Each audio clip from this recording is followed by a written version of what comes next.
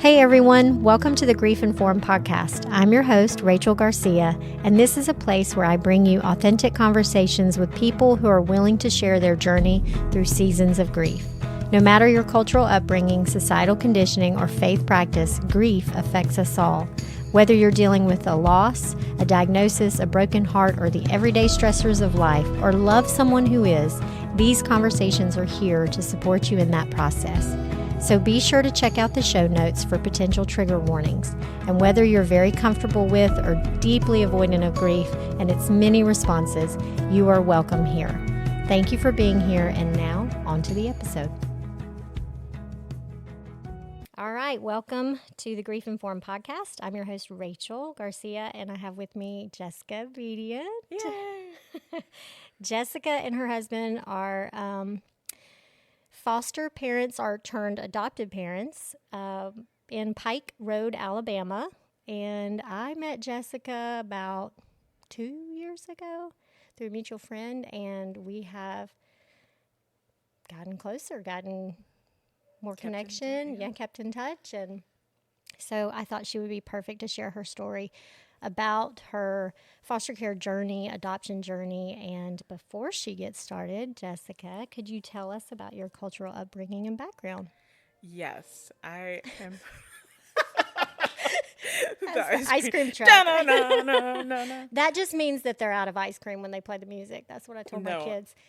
He goes slow rolling past my house. He's like, I know where I can pick up $25 right now. Yeah, he circles my house. Yes, he does. Sorry, you gotta cut all that out. No, we're keeping it in. Go for it. Yeah, we are. Cultural upbringing and background. Yeah, I'm from rural Alabama, real far out in the sticks. Conservative, very conservative Southern Baptist upbringing. But it was really fun horseback riding and all of the country living stuff, you know. And you had horses? Oh, yeah. I didn't know that. Oh, yeah. Oh, wow. Horses. We've had cows, donkeys, goats, chickens, opossum, rabbits, squirrels, anything really. So you grew up on a farm, essentially. Not like a working farm, but we had. You just had animals. Yeah, enough. Okay. Well, to have a horse, I feel like that's big time in my world. I feel like most people would call it a farm, but we didn't sell anything that we raised or grew. So I don't know. It depends on how you want to classify it, but farm property, farmable, farmable. You know how to grow your own food? Somewhat. Okay. Vegetables. That's a very Except Southern for thing. Heirloom tomatoes elude me, but okay. we're constantly trying. Okay. Now, the second question that I had, that we had some hiccups. I thought you were a different Enneagram number. Do you know your Enneagram number with confidence? I am a 7. And I don't know are you why. sure you're not an 8? I don't know why I remembered you as being an 8, but that 7 makes so much sense. Okay. I don't know much about a whole lot about it. I've listened to a few things about it, but not a whole lot. And I took a few tests and stuff, but the one I resonated with was 7. And what about the 7 do you most resonate Well, they with? definitely sounded like the most fun. Yeah. So that's what I wanted to be. So that's what I am. So. That's what you tested for? Mm-hmm. You're a little skewed in the, So you're a 7. Mm-hmm. For those that don't know, the 7s are adventurous but spontaneous, have a fear of missing out. A pretty big one. Yeah. FOMO. Yeah. FOMO is real. Very real. In stress, 7s can go to 1, which becomes perfectionistic and might find some. Please don't put that on the podcast because I don't want my husband to hear it all. Can prevent forward momentum because if it's not just right, then we might not progress. But in growth, go to 5, which is the gathering information, feeling more empowered, and then coming up with a plan and just boom, knocking it out. Does that sound accurate? Yes. With an 8 wing is what I think. I think there's an 8 wing there, but I don't know. We'd have to test on that one. Well, the thing that you sent me, it seemed okay, pretty, that's right. Seems pretty good. 8 wing is that justice, right and wrong. Let's fight for those that don't have a voice, which makes sense given your journey through foster care. Yeah, but also being real Southern. a lot of that is like, sit in your place and be quiet and don't Right. I got in trouble a lot for like, keep your hands to yourself and like, you're too much. You need to Go calm down a down. notch. Yeah. Yeah. Yeah. I don't pick that up from you now into adulthood. I'm liberated right now. I love it. That's great. I'm also a 7 on the not a 7. I'm a rebel on the 4 tendencies thing. So my deep thing is like, don't tell me what to do. Yeah, that's just going to make you buck up and ready to do it. You can ensure I will do it if you say that. So. Which I love. That's a great quality to have when it's channeled in a good way. Yeah, right? Yeah. Okay, so tell me how you guys got on this foster care journey. We had one child. We had our daughter Piper. Mm-hmm. I was 23 when she was born. We were married and everything. And anyway, long story short, we didn't have any more kids by the time she was 9. We were at church. They were doing a thing about like finding your first fruit and like what do you have to offer the Lord. And we had like separately kind of prayed about it and what is our best thing, and it was our home and our family, and like, well, how do you give that to the Lord? What does that mean? And so we were praying about that, and it kept on coming up. Foster care, adoption, and it was like getting ridiculous that like literally a sign in our yard, somebody put a sign in our yard about foster care. No and we're way. Like, what? Of course they did. We're seeing the signs, Lord. I hear you. Anyway, we went to an information meeting about adoption, and we're like, okay, we're going to learn about international adoption and like all the different types that there are. It was not that. It was how to adopt from foster care or foster. And so the recruiter there, her name was Beverly Owings. She is incredible, and she will get you, honey. She will get you. So she told us stories, and I was like bawling. And by the end of the class, like we signed up immediately to start, and that started the process. We went through the classes and the home studies and the physicals and many things, and then we're foster parents, which we really wanted. We were more geared toward adopting, and then fostering to get there. Right. And so the first placement you got was Zoe and Daryl, and they were 3 and 4, followed by BJ a month later, who was 5, and they were a sibling group. And so we fostered them for about 2 years before we were able to, their whole court process was complete, and then we adopted them and had 4 kids. Sweet. So after that, it was... But wait, there's more. They said, okay, it's time to close your home or keep it open, and what do you want to do? And so we talked to the kids, and they were like, we want to help more kids. And so we decided we would do respite, and we got a respite placement eventually. We had several, and then this particular one was a 2-day-old baby from the hospital. Aww. And it was just a little juicy little nugget. And then he had a brother we got a month later, who we got him on his first birthday. And so then the 2 of them we had for about a year and a half, and their brother was born. And then he went to live with the maternal grandmother, and then they all went to live with the maternal grandmother, and then came back to us 3.5 months later, and then had another baby brother, and then another baby sister. And so at that point, we have the 9 of them, and we were just able to finalize the adoption of those last 5 in August. Yes. August of last year, yeah. Yes. So now we have permanent 9 children. Wow, that is amazing. That's why he can get $25 if he rolls by your house. Yeah, the ice cream man loves us. Yes. Okay, so you have 9 children, 1 bio, 8 coming from the foster care system into adoption. Through that process from start to finish, how have people shown up really well for y'all through this journey? Yeah, we have had a great support group from friends and family and our church and people that we really didn't know that well, like the people I told you about. When we first started fostering, just kind of dropping in on us and like, hey, how are things going? And we're like, that was so odd. But the Acostas, shout out Dawn and Arthur. Hey, by the way, she thought y'all were strange when she first met you. That was some strange Like, behavior. that was odd. Why That are he you just kinda checking on us? shows up, but now looking back, knowing what we know now, Yeah. they knew what we didn't know, and that was that we needed support, and we did not know what we were getting into, and they did. So, Yeah. But we've had, so many people come through for us in lots of different ways, and to the extent that, let's see, I guess it's been almost 3 years now.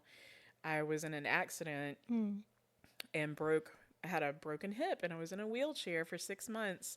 And typically for a foster family, which our kids were all fostered, the youngest 5 were all fostered at that point, you would have to put them in respite care outside of your home and not have them and maybe not get them back. Right. And we did not have to consider that. We were able to keep them and never had to ask DHR for anything because our church stepped up, my friends, our family, people were moving into the house and helping with everything. You said for 6 months, was that right? For 6 months, yeah. So lots of meals brought to us, lots of help and buggy rides around the neighborhood and just all kinds of things. So we've definitely had a community come through. That's great. Yeah. So I asked the question, what do you think are the places that are platitudes that people have said or things you've experienced that were irksome or that you had to that you heard or had to get used to hearing that that bothered you in this process? Yeah, there are a lot. The number one is, oh, I could never do that because I'd get too attached. Like, yeah, that's kind of the point, is that you get attached. That is the reason that foster care was ever invented, was because institutions holding kids, waiting for a family, they were suffering and, withering up. They need love, they need connection, they need a family. And so that's how foster care got started. And if you're not holding that back from them, you're going to be attached. You're going to, if you're momming them, you're going to be attached because, they're your child. That's even how it's if designed. That's how it's supposed to be. And your heart will definitely get broken at some point as a foster parent. But it's a willingness to let that happen so that you can know that for one kid, they knew love and they had a family. And do they have that after that? You don't know. Right. But you know that they did get love and affection and attention and they were adored once in their life. Yeah. That's, And I could see why. And we were having the conversation before we started recording about what could prevent somebody from wanting to have that attachment if they don't quite know how to deal with giving all and then seeing that taken away. It's a risk. It is a risk. But the reward of your mission for that, your vision for that is what you're clinging to help guide you through the possibility of heartbreak. That makes a lot of sense. And your own willingness to face that potential of reward and risk is different for everyone. But questioning yours or saying, I could never do that, they're right. They couldn't. But that doesn't mean that you can't. And you aren't doing an amazing job. And I think sometimes they could, Yeah, and not everybody should. Not everybody is meant. I'm not saying that at all. Like, right. No, but if they shouldn't, could test that capacity or be willing to test it to see if it could grow. And two, it's judgy to say, like, oh, I couldn't because I would be attached. Like, what does that mean? I'm not? Or just that true. I'm stupid enough to go ahead and get hit by a train because that's how it feels. Yeah. Which is true. Yeah, it is true. And I was that stupid. What else you got? I'm trying to find where. Where's their real family? Oh. Ugh. Yeah. We're real. Yeah. Like, what part of us look fake to you? Yeah. Like, because our skin doesn't match? Is that your criteria? Or like, What? How do you handle that? Like, do you reframe it for them, or do you ignore it? Like, what's your approach to that? I through, what, 10 years now, at least, I've learned, or just decided, that people generally do not have malicious intent. They're not trying to be rude. They're inquisitive. Right. And so I kind of jokingly say, "Oh, which one of us do you think is fake?" Yeah. Or something, something that kind of makes them laugh and go, "Oh, I didn't mean it like that." And like, they are real brothers. We're their real parents. Yeah. If you mean their birth family, it's none of your business. Yeah. So that's true. And people just, you see a family that clearly isn't all, just your typical mom and dad and 2.5 kids that look all alike. And so your brain is trying to make it make sense. Like, how does this happen? Who is what and how? And, I get it, but just choose your words carefully. Yeah. Be a little thoughtful about it. Yeah. Would be ideal. That makes sense. Yeah. And then another one is, that you're a saint or a superhero. Like, you're a saint. And I feel like that's kind of along with like, I could never do that. It's trying to make me something else that you could never be, so that you're off the hook forever trying to do it. Or, not you. Right. In general, yeah, the person I saying am this. not special. I am not special. I do not have any special ability. I am not a superhero.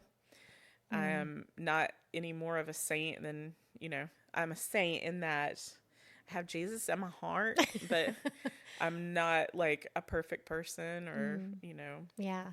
Right. anything like that at all. We're just willing. That's it. And I love that, because it's a choice. Like, you're making a daily choice. yeah. Yeah, I love that.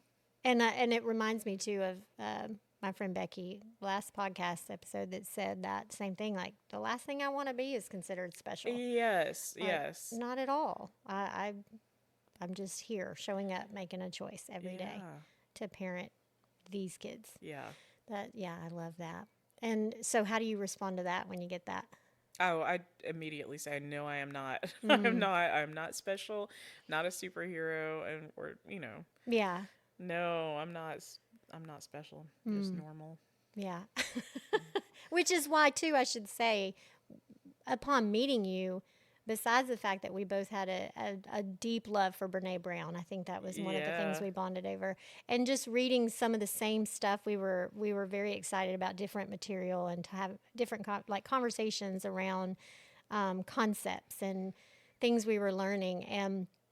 But one of the things that I have appreciated is your willingness to just be you and be authentic. And it can be messy, and it can be forgetful. And then I told you, I feel seen in that, because I'm like, that's typical. Yeah.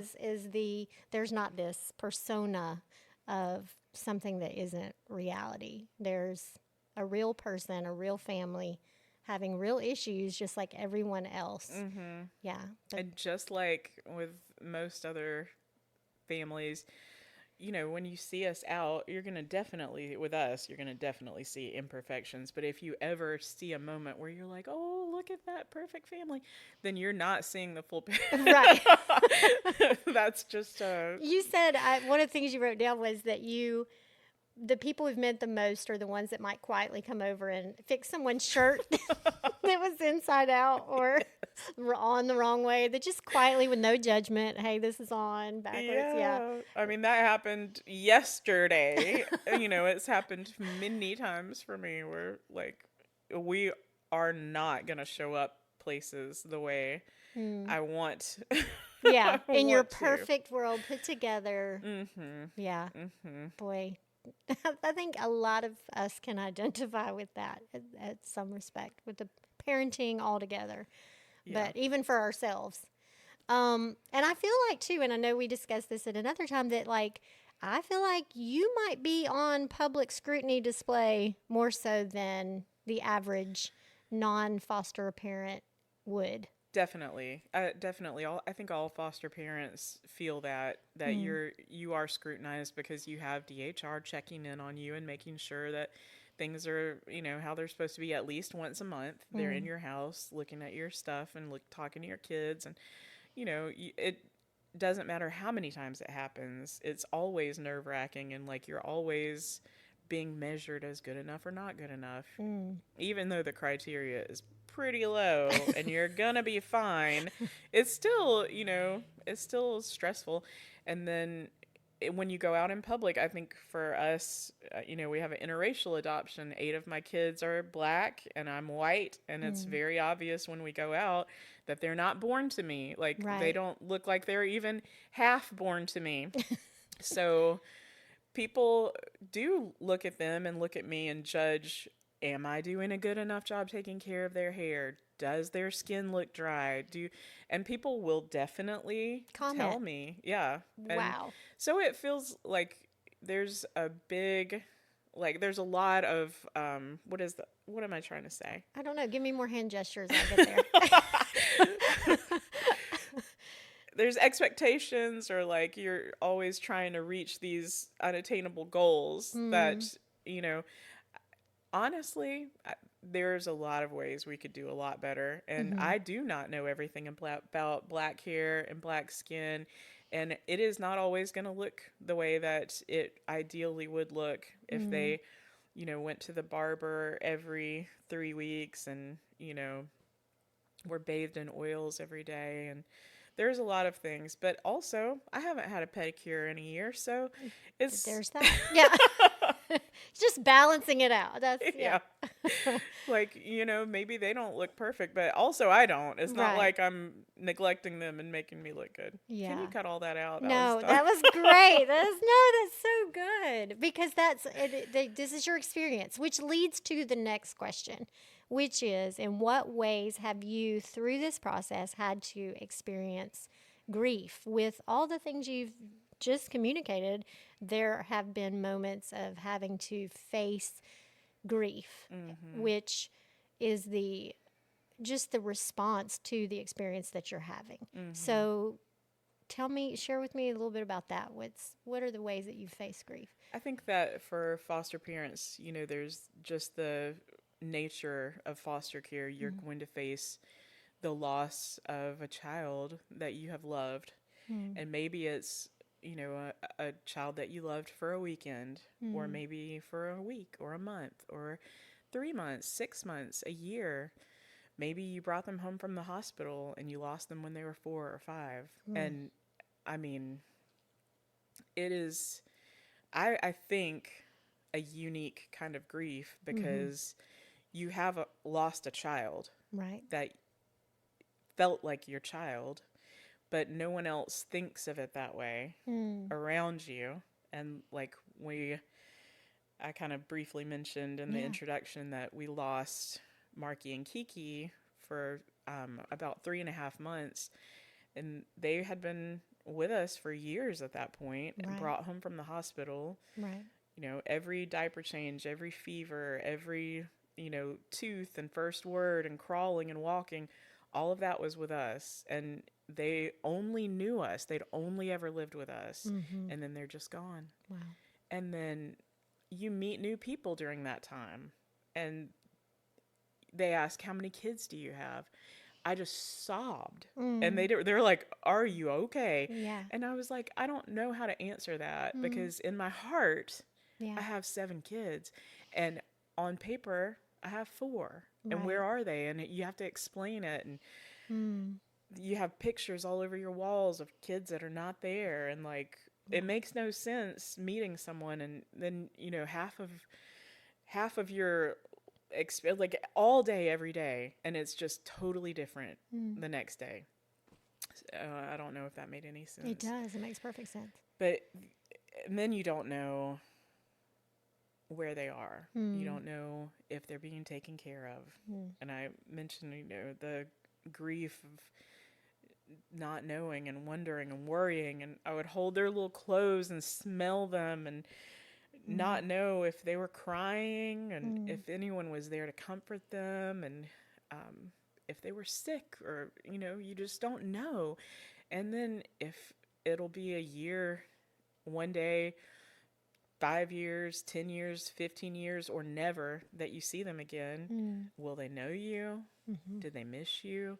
Did they even know that you were their whole world? And Right. then, that you were their mom? Would they even know that? And it was kind of devastating, and I told you, we're one of maybe the only family that I know of that had that experience of losing the children placement. that you'd Yeah. gotten from the hospital and loved, and then got them back. Like, they came back 3 months later, and now they're adopted, and we have them forever. And yay!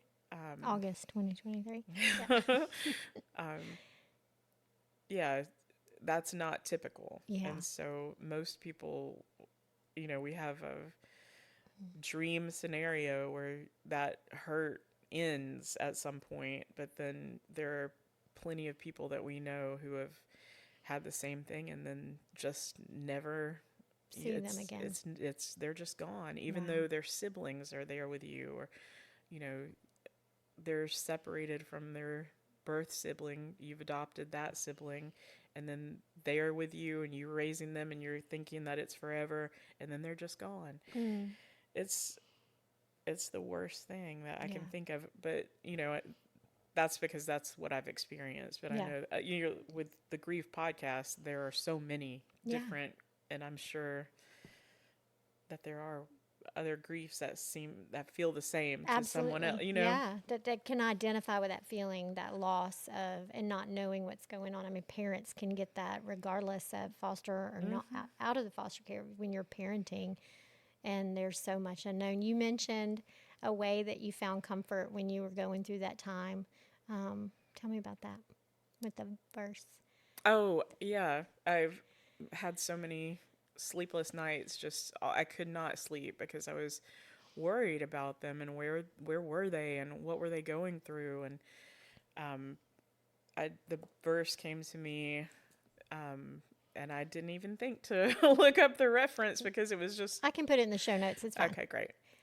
In peace I will lie down and sleep, for you alone, O Lord, make me dwell in safety. And that was the only way that I was able to get peace during that time, was realizing that the safety of my children that were sleeping in their beds in the other room was, just as much in my control as the ones that I couldn't locate on a map. God is in control of all of that.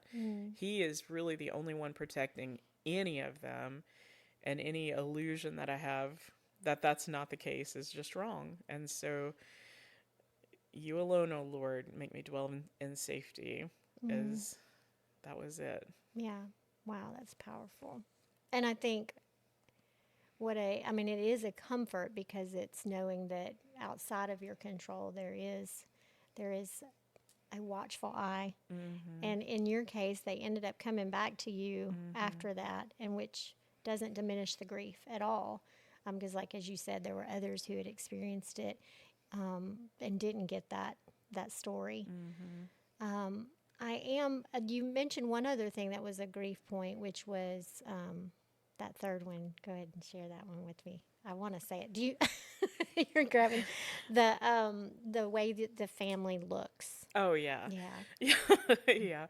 On any given Sunday or Monday or Tuesday, on any day that you see the Bedients piling out of the big white church van. Yeah. Ideally, I would love for us all to be in matching outfits, and our shoes are tied, and our That's tied. We just have tied as the. We have a very low bar. See, ours is matching. Can we find matching shoes? That would be great. Yeah, go ahead. Sorry. Yeah, and it's not like that most of the time. Like, we get in the car and I turn around and where's your other shoe? Yeah.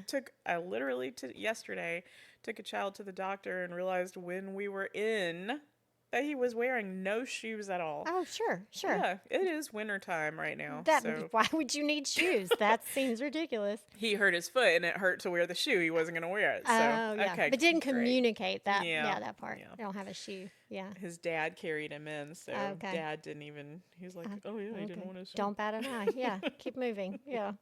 So, yeah, I've really had to let go of thinking that we would always look appropriate and put together and perfect, and that we would look respectable when we go places, and it is just usually not the case. So we appreciate all of the grace that people show us, and we've learned to, usually I can laugh it off, and sometimes I'm just so frustrating and annoyed with, especially when it's the teenagers and you're like, why are you wearing Crocs to Christmas candlelight service? Amen. Why? Yes, why? Could we hide them? Like, that would be, yeah, just ban them all together. Yeah. No, I get that, because it's also, and again, with parenting in general, the ability to see what's presenting, what does your family look like? For me, that was divorce. Like, my kids, this isn't the reality that I wanted for my kids, but it's the reality that I find myself in. And there is a grief that comes with wanting them to have had a different experience and wanting them to be able to have had both parents in the home for the duration of their time in the home. And so there is a facing that of, yes, there is a grief there. And I'm reminded of that daily, almost, just reminded of what they don't have or what they've lost. And the reality is, like, how do we show up for that? How do I want to show up in light of honoring that grief, but also, okay, my family does look different. And so I want to embrace the way that it looks so that I can be free to just move on to what's best for us. Yeah. And that's why I appreciate, again, your willingness to just be seen as, it's not all put together. My favorite term is messy. It's messy. Being in a relationship is messy. Having a family is messy. Having kids is messy. Having teenagers is Wait till the next episode. I cannot wait for you guys to hear that one, but it's teen specific, so I'm really excited. But yeah, there is definitely a grief that comes with being able to say, this isn't the way that I would prefer it to be. But then I also want to show up to what is, so that I can have that freedom, that liberation that you talked about, when you're no longer worried about being told it has to look like this, or you're being too much here, or then when you get past all of that, you're able to just show up authentically to the family you have. And that feels very empowering. But it's a duality. You have grief and that. Yes, that is very, very true for foster families, especially ones like ours that don't all look alike. Yeah. Because people look and go, well, they should be with a black family. And in a perfect world. They would be with their birth family, but that isn't the case. And all I can say was I was available, and this is what we are dealing with. It is not perfect. It is not ideal. But thank God, I am thankful that we were the flawed family that was able to come together as a new flawed family. I'm thankful for that. And it isn't ideal, but it is for me. It is for them. It is the new ideal. It wouldn't have been the original plan. Yeah. But this is the new plan. And it's redemptive. It is definitely, there's redemption in that. There's transformation. There's healing that is happening that otherwise would not happen. Would you not be willing to open up your home to them? Just like you said earlier, if it wasn't for, I'm willing to face this gut level punch pain because the vision that I have to impact and to be impacted is going to be, it's gonna heal within y'all as parents. It's gonna heal within them. That's the nature of what that does. Is it's very redemptive. I'm outsider looking in. It grows us. It shifts us. It shapes us into what's what's valued, what your values are. And I think that it's very clear and evident, even in the messy, that especially because of the messy, that you're able to be authentic and see that growth, there. I was going to ask you, in light of those places that you've had to grieve, and the places where, thinking back when you started in this process, you said 10 years ago. What did 10 years ago, Jessica and Ben, what would they have benefited from knowing about this journey that you now... It's so hard to just not be like, don't go. No, like, just run. No, I'm just run. kidding. You don't know what you're getting into. That is so honest. I love that. No, the truth is I wouldn't trade anything that we've been through because it's brought us where we are. But oh man, it has been hard. And I think, the hardest part usually for foster care is dealing with the system. And that I could have used a lot of additional training from myself on. If the old version of myself could learn a lot. Which you said, okay, let's take two of those. Top two that were more logistical. You mentioned record keeping. Yeah, it has, I want to first say, I recognize that social workers are underpaid and underappreciated, often very mistreated by the whole system, and they're nobody's favorite person to see coming. Yeah. And it's a hard job. Right. And some of them really, really try to do the best they can for the people around them, and they're really invested. And some of them are not as invested and a little burned out. Yeah. And then the whole system is pretty messed up, and in our area especially. I don't know if it's that way everywhere, but there have been more than a few times where my very pitiful chicken scratched on a paper record keeping is the only record of a lot of things. And so that is always my first advice to someone who is a new foster parent, is write every single thing down, even if it seems unimportant. Write it down, because you may have the only record, and that is not supposed to be the case, and it may wind up being unnecessary, but it very well could be that those are the records, and you're the only person who's going to know and keep track. And so let's just say you have a child and you do so much, logistically through however long the time is, and then they move to somewhere else, or you go to court and you're sitting at a table and the attorneys are rifling through their papers going, when did this happen? Did this even happen? And because you were there, and you can say, here's the paper. Right. Always want to be ready with that. And what was the other thing? Oh, that's a great question. That would require me to remember. It was the organization, I know, for one, but would you speak to, what would you say about support? Oh, yes.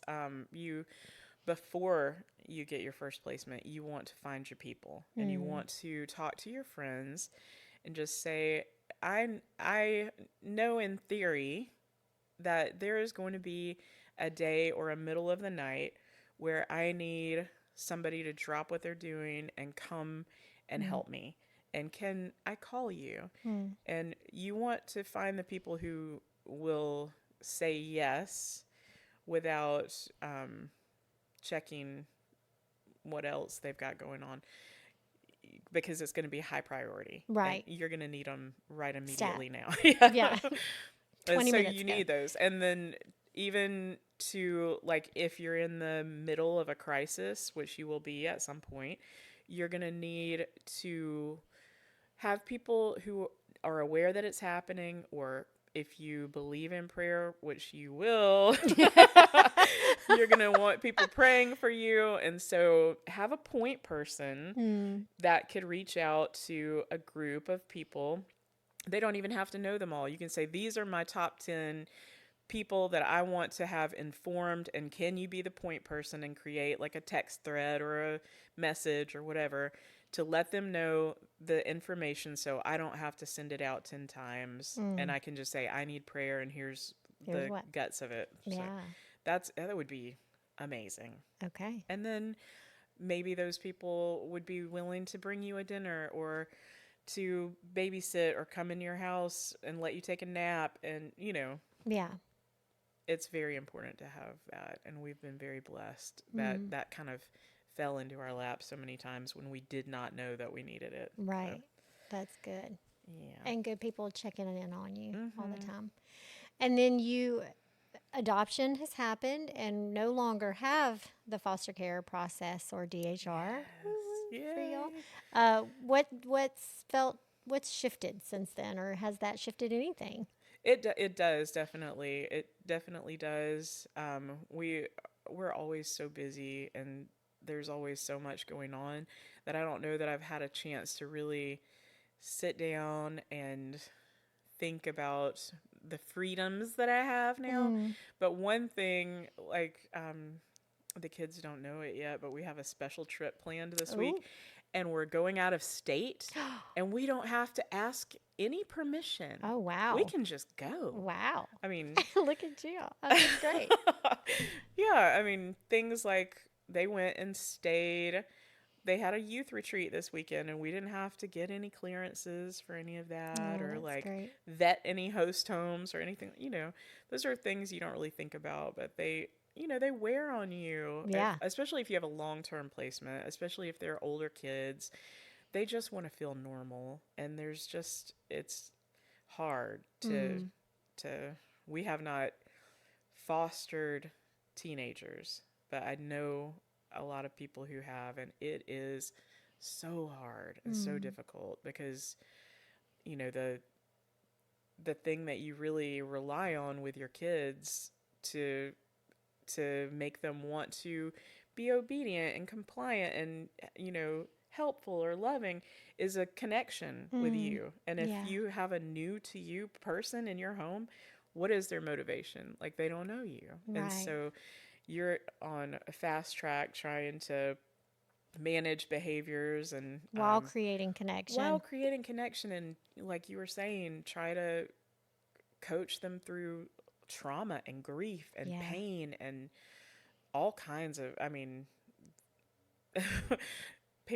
foster parents of teenagers really are superheroes. Like, they're going to say, no, we're not, Jessica. I know. They don't like to hear that. They don't want to hear that either. No, they're drowning like the rest of us sometimes. Yeah, and that's the truth, is I know that on the outside, they're holding it together, and on the inside, they're falling apart, because that's the reality of parenting teens. Biological teens or too. Foster teens, Teens are hard. And I think about the people that we've met that are fostering teenagers who've never had a teenager. And oh my gosh. That's kind of like where I feel like I am right now. Yes. Yeah. This is my first rodeo. I don't know. And I said something I want to correct. I said teens are hard. Some of the things you go through with teens is hard. Teens are not hard. It's some of the things that they go through is just hard to know how to be with and how to support them. Like you said, when you're trying to get compliance and cooperation, but you're dealing with whatever is coming up for them, that you have to be informed about how you approach that and your responses to it. And that's not easy when it is your first rodeo. Yeah. I would highly recommend the movie Instant Family. I think I've seen that. Wait, that was the Mark Wahlberg, and who's my secret boyfriend. Who doesn't know. Marky Mark. Okay, all right, Marky Mark. And who was I can't remember who the actress was. Is that? It's not Jennifer Garner. Okay, I don't know. I don't remember, but I do remember. Why do you recommend that film? I can see her face, but I can't think of her name. Maybe you tell me why, and I'm going to look it up. But you tell me why you recommend that movie. When we watched it after we already were foster parents, And we cried. I mean, it's a comedy. Yeah. But we cried because it was so accurate. You felt seen. So much of it was so accurate. And we were like, oh my gosh. Yeah, exactly. I feel like I'm watching. The only thing that we did not relate to was how the social workers were so like kind and involved, and like they had a group of other foster parents that they had gone through all the classes with and everything, and they were all really connected, and we didn't have that experience. But we've kind of built that community, and that community does exist. So look for it, because it's out there. And yeah, so, but it was just the things that are thrown at you like immediately, like you just dropped into the deep end. Yeah. And you're like, Yeah. Yeah. Sink or swim time. Mm-hmm. Yeah. But a lot of your personality, you knew some of that going in. You just wouldn't know until you got there, which essentially you had been told. Those stories she told you that made you cry. Did she tell you any of the stories that are like, okay, this will make you question? Did she give you any of those stories? No. No. She wouldn't have people signing up if exactly. that were the case. Like, they are recruiting you to the, like, it's just so heartwarming. And I mean, you know, she did talk about loss. She did. But yeah, it's all theoretical. Yeah. And, you know, it's like when you haven't had your first baby, you don't know what it's going to really be like. I was a perfect parent before I had kids. Yes, yes. That dynamic, yeah. And it's the same with every stage and iteration. Like I was thinking the other day, I was like, it's not like this stage is harder than anything. It's just different. It's just a different difficult. And I feel like with my biological child, we kind of gradually went into different stages. Like, you've known them their whole life, and you see, so when it's foster care, whatever stage they're at, boom, that's where we are. And you're like, what? You know, you don't have the history necessarily of all the years before. When you could be parenting a teen, but you never parented a tween. You know, you don't know what it's like to get there. You're just there. Boom, there you are. That makes sense. So any parting thoughts that you would want to share with those that might be on this journey, besides get support, find your people, be ready to have you could have the heartbreak and you could have the beauty of, what are some highlights that you've seen that you want to share with us? Did you say partying thoughts? Sure, if you want to go there. Parting. Oh! Let me enunciate my words. Partying thoughts is fine too, but your parting thoughts. I'm learning, Jessica, how to host, so this is part of that. I was just thinking about parties that whole time you were talking, because I thought that's what you said. Your eyes, I could tell, were not connecting to what I was saying. It was great. So I love that in real time. Any parting thoughts that you would share for those that are in this journey right now? Yes, I would say that you should be prepared to throw a birthday party at the drop of a hat, because like when we got our, he's now 8, but we got him on his first birthday, but they didn't tell us that. We got him, and I was looking at him, and I was like, this kid is about 1 year old, but they didn't tell me exactly. And I called the social worker, and I was like, hey, when is his birthday? And she's like, oh, let me look. Today. And I was like, what?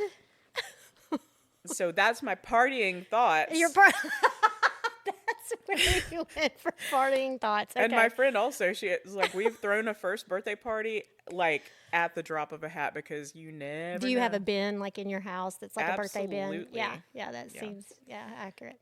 And we just keep it now. Yeah, that makes sense. That's a good partying thought. I like that one. Always be ready for a party. Always. That's my motto. Yeah. That may be an Enneagram 7 thing, because we're the funnest. Yes, you are. That's why you took the test that way. Sorry. Oh, my goodness. Okay. Well, I appreciate you being here. I love this conversation. I love the one we had before we had this one, too, because it gives me lots of context. But I'm very appreciative of your willingness to share your story. Can you just probably delete this whole one, and then I'll listen to it first and tell you what I would have said better. Going to your one Enneagram 7 to perfectionism? No, we just have to accept it as it is. No, not that. It doesn't have to be perfect, right? Yeah. You did a great job, and I'm so grateful that you were here and that you showed up and you made the choice to show up. And I'm grateful for you. Thank you for all that you do. Yeah. It's our first podcast. It is. It's like, welcome to the delicious dish.